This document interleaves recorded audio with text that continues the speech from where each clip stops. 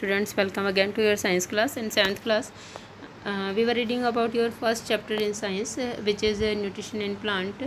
And in this chapter, we have already learned about some topics like what is nutrition, types of nutrition, like autotrophs or heterotrophs. And I told you that in this world, only and only the green plants are autotrophs, and other animals included in heterotrophs. Now we are reading about the modes of nutrition, and we have already learned about two types of mode of nutrition, like insectivorous or a parasitic plant. Now one more type of nutrition is here, saprotrophs. So let's see what is saprotrophs. You might have seen packets of mushroom sold in the vegetable market. आपने vegetable market में mushroom के packet जो है वो sell out होते हुए देखे होंगे या बिकते हुए देखे होंगे. You may have also seen fluffy umbrella like patches growing in moist soils और on rotting wood during the rainy season. इसके अतिरिक्त आपने जो है एक फ्लूफी छतरी के जैसे संरचना देखी होगी बारिश के दिनों में गीली मिट्टी पर, या फिर जो लकड़ी है जो डिके हो रही है, रोटिंग हो रही है जो लकड़ी, उसके ऊपर आपने देखे होंगी ऐसी संरचनाएं रेनी सीजन में. As like figures 1.7. Let us find out what type of nutrients they need to survive and from where they get them. चलिए देखते हैं कि इनको किस तरह के न्यूट्रिएंट्स की ज़रूरत होती है सर्वाइव के लिए, किस तरह के पोषक तत्व चाहिए होते हैं और वे इन्हें कहाँ से प्राप्त करते हैं. Here is packet of mushrooms, A mushroom growing on decaying material. देखिए जो सड़े गले पदार्थ होते हैं उस पर इस तरह से बारिश के मौसम में या रेनी सीजन में जो है वो मशरूम जो है वो ग्रोन अप होते हैं. Now Boojho wants to know how these organism acquire nutrients. They do not have mouths like animal do. ठीक है, बूजो ये जानना चाहता है कि ये जो है वो किस तरह से अपने भोजन को या न्यूट्रिएंट्स को कंज्यूम करते हैं, क्योंकि इनके बाकी जंतुओं की तरह मुंह तो नहीं है ना. They don't have mouth like animals do. They are not like green plants. तो ये हरे पौधे भी नहीं है. As they lack chlorophyll and cannot make food by photosynthesis. इनके अंदर क्लोरोफिल भी नहीं है और ये अपना भोजन स्वयं भी नहीं बना सकते हैं. सो for the knowing we will do the activity 1.2. take a piece of bread and moisten it with water. हम जो है एक ब्रेड का पीस लेंगे और उससे पानी से गीला कर लेंगे. लेव it in A moist warm place. अब इसको एक गर्म और ह्यूमिड प्लेस में रख देंगे फॉर 2-3 days, 2-3 दिन के लिए. और until fluffy patches appear on them, या फिर इसके ऊपर जब फफूंद जैसा या मतलब फ्लूफी स्ट्रक्चर जो है वो रुई जैसी स्ट्रक्चर अपीयर होगी तब तक इसको रखना पड़ेगा हमें ढक करके ह्यूमिड एनवायरनमेंट में. फिगर 1.8 में we will see what is the colour of these patches. इन पैचेस का, इन धब्बों का रंग कैसा है. Observe the patches under a microscope और ए मैग्नीफाइंग ग्लास. आप इन पैचेस को जो है वो एक माइक्रोस्कोप में या एक मैग्नीफाइंग ग्लास में जो है वो एक मैग्नीफाइंग ग्लास में है, आप इनको स्टडी कीजिए. Write down your observation in the notebook. और अपनी ऑब्जर्वेशन जो है वो नोटबुक के अंदर लिखिए. You will see cotton like threads spread on the piece of bread. आपको जो है वो कॉटन की जो थ्रेड हैं ऐसे स्ट्रक्चर्स जो है वो ब्रेड के पीस के ऊपर दिखाई देगी. Look at here students. Fungi growing on bread. ये जो स्ट्रक्चर्स हैं वो फंगी है या फंजाई जिनको कहते हैं, कवक या फफूंद जनरल लैंग्वेज में. ये स्ट्रक्चर, ये फ्लूफी स्ट्रक्चर या पैचेस जो हैं वो फंगी के हैं. These organism are called fungi. They have a different mode of nutrition. ये जो है वो फंजाई हैं या कवक हैं, फफूंद भी कहते हैं इनको, और इनमें एक न्यूट्रिशन का अलग ही मोड पाया जाता है. They absorb the nutrients from the bread. ये जो है ब्रेड से न्यूट्रिएंट्स एब्जॉर्ब करती हैं. This mode of nutrition in which organism take in nutrients from dead and decaying matter is called saprotrophic nutrition. तो इस तरह से जो मरे हुए सड़े गले जीवों से अपना भोजन जो है वो अवशोषित करते हैं, वो पोषण या भोजन करने के इस प्रकार को हम लोग क्या कहते हैं, सेप्रोट्रॉफिक न्यूट्रिशन कहते हैं या मृतोपजीवी पोषण कहते हैं।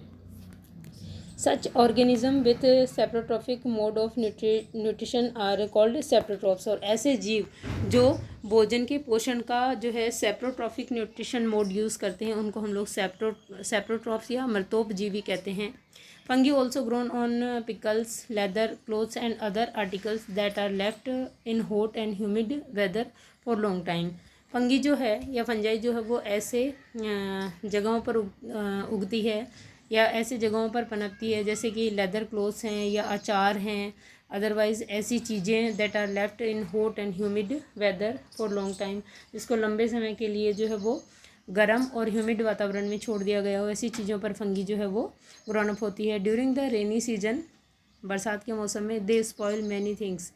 फंगी जो है वो बहुत सारी चीज़ें स्पॉइल कर देती है या बर्बाद कर देती है यानी ख़राब कर देती है। Ask your parents about the means of fungi in your houses. ठीक है, आप जो है अपने पेरेंट्स से पूछ सकते हैं फंगी के बारे में घर में कि क्या मीन्स होता है। The fungal spores are generally present in the air. Fungal के जो स्पोर्स होते हैं या बीजाणु होते हैं, फंगस के जो भी या कवकों की जो भी बीजाणु होते हैं वो हवा में तैरते रहते हैं।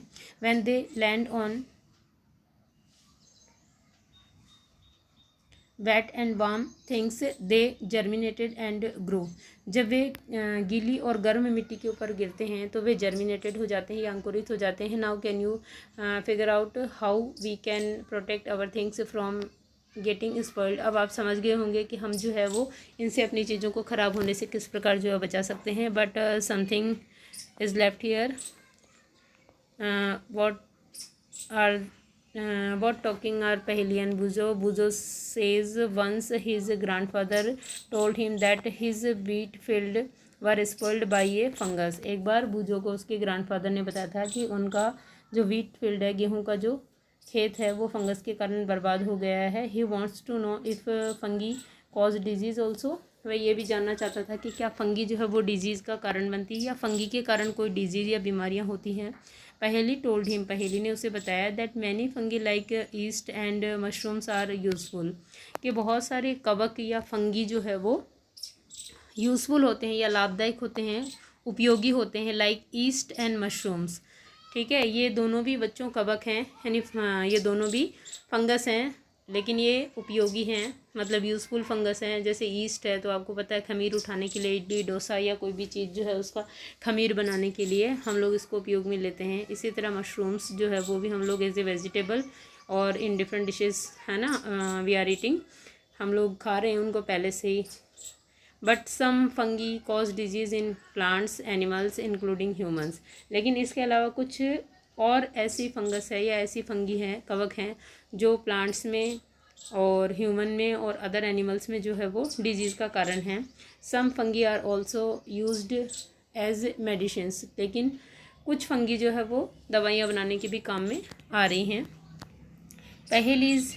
पहेलीज need to know whether her beautiful shoes.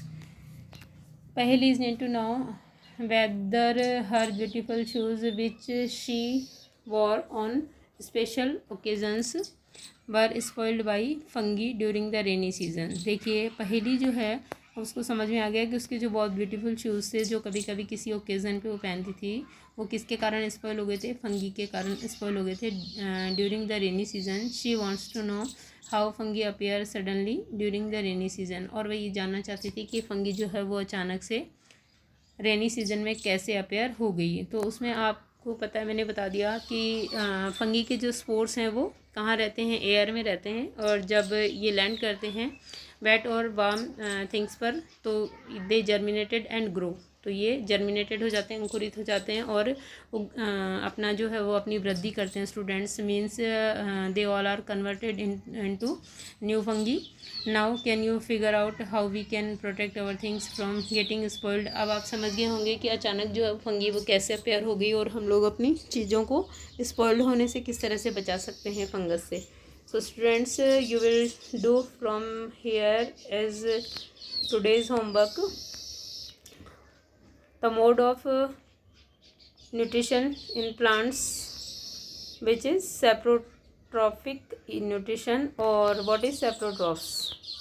Okay students, your next topic in your next video on tomorrow.